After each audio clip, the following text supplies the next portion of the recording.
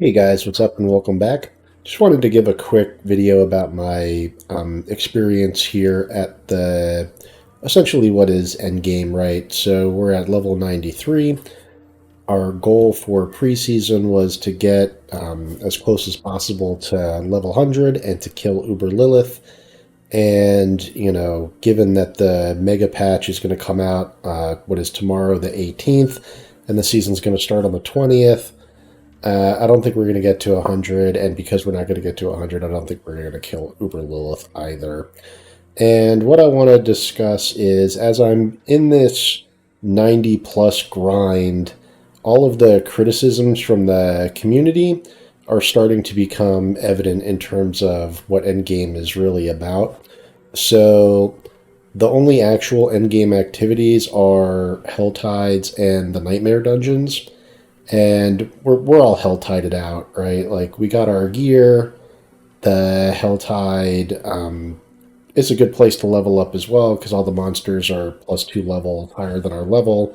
But we need to level our glyphs, and the only place to do that is in the nightmare dungeons, and also the nightmare dungeons have what seems to be a higher chance to drop uniques. But the problem is Blizzard, for whatever reason, has really discouraged build experimentation at this stage in the game, which I think is a critical activity to have to make this 90 to 100 grind more interesting. And I'll give a practical example, which is for some time I've had access to this Fields of Crimson, which is like probably my third best weapon in my arsenal right now, between like a high power mace that doesn't have necessarily perfect affixes and my two-handed great sword that is item power 817. And then you can see, even unrolled, it's got fantastic affixes. I mean, it's basically perfect in that it's got good, like, they're not perfect rolls, but they're above average critical strike, vulnerable damage, and the strength is a little low, but still high because two-handed weapon.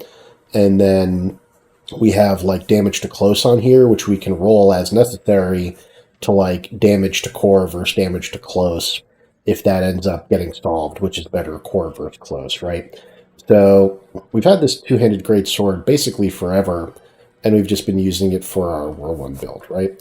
But like, what I want to do is I want to use this Fields of Crimson, right? This thing is cool. It's got 9 ranks to rupture. It's got a good roll on the blood pool effect. And it just seems like a really cool weapon. And, we put emeralds in here because I'd like to try the Gushing Wounds capstone passive, right?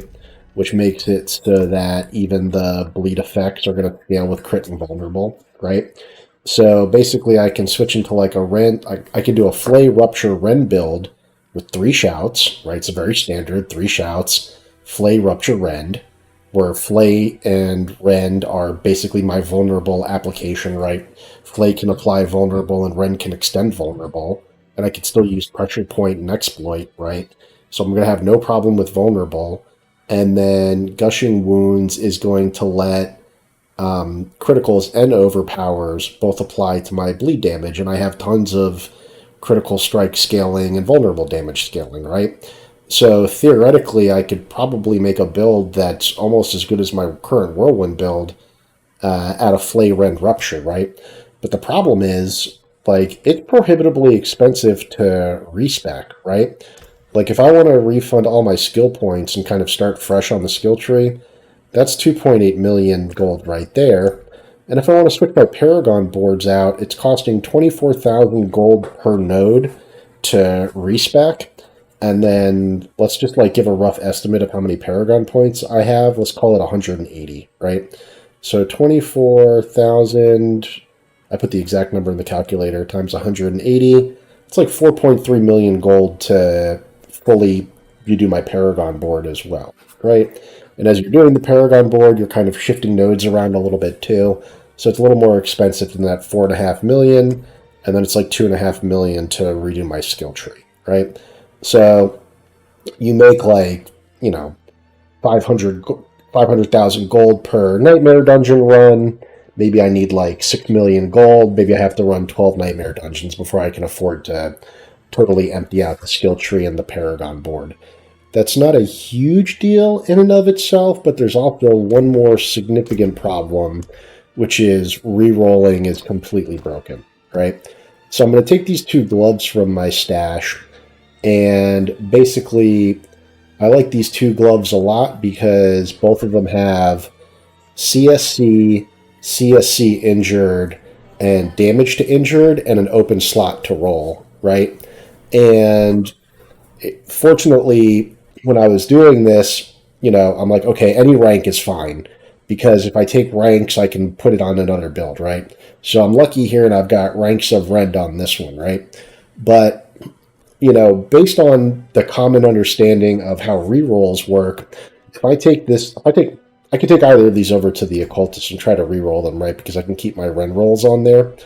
But basically, according to the common knowledge, attack speed is always going to be one of my two choices when I try to reroll this thing, right? So I'm at 400k per reroll on these two unupgraded items. It's critical not to upgrade them at all to keep the gold cost low. So 744 and 790 item power, and the roll costs are 500,000 each, right? And it just depends on how many times I've rolled them each at this point. But if you upgrade these at all and increase the item power, the cost is going to go up, and if you make it legendary, the cost is going to go up. So it's critical to just keep the yellows as is and roll them till you're happy with them before you upgrade them at all. So the going hypothesis is that there are priority affixes on various different items, and for gloves, it's either like attack speed or critical strike chance or something like that, where you only get two slots. You get two choices to replace the stat with or keep it the same. So that's like sort of three, but not really. You can either replace it with one of two things or you can keep it the same, right? But if one of those one of two things is always the same and it's always something that you don't want, your odds are like going down by half, right? And then on top of that, the gold cost gets prohibitively expensive. Like you start getting into these million gold rolls, and then now it's taking like 2, 3, 4, 5, 6 dungeons worth of looting to get enough gold to do a reroll. It's ridiculous, and it's just basically way too expensive to experiment with different builds, which is literally the only thing that would motivate me to keep running these nightmare dungeons, aside from like having a compulsive desire to get to 100, which I don't necessarily want to do if what that means is that I've got like 100 more nightmare dungeons to do with my whirlwind build. That sounds very boring to me, right? So let's roll this and see what happens. All right, so attack speed, right? So I said it was either attack speed or critical strike chance. I was reasonably confident it's attack speed. I'll roll these two things as many times as I can and see what we got. I got two more rolls in me, right? Attack speed. And I'm out of money on that one. Let's roll this one. And attack speed. It's terrible. Like, rolling is straight up broken. Like, I want to get either like Whirlwind or Hammer of the Ancients on this one. I got Rend on that one, so great, I got lucky there. But like, that's just unacceptable because this is what the late game is. Like, the late game is gear refinement, right, and build experimentation. And we can do gear refinement fine, because for gear refinement we don't have to roll as much because we're just taking our best stuff and trying to make it a little better. But for build experimentation, we need to roll a lot of stuff, right? We might need to roll into like what if we want to do a thorns build and everything needs thorns on it now? That's a lot of gear to roll.